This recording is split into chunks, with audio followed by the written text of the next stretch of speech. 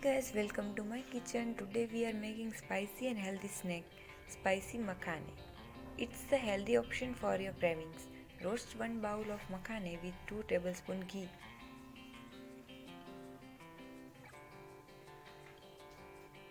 Roast till it will crisp. Now keep it aside. Now add some tablespoon oil and add some masala like hing, red chili powder, chaat masala, coriander, cumin powder.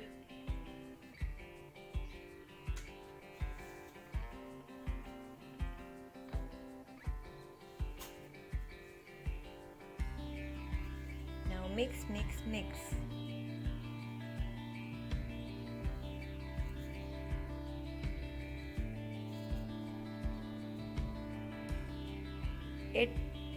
Add roasted makhane and mix till it will coat this yummy masala.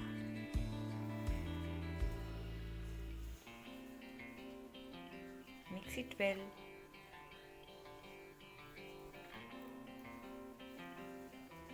Our masala makhane is ready and enjoy. Subscribe to my channel Glam with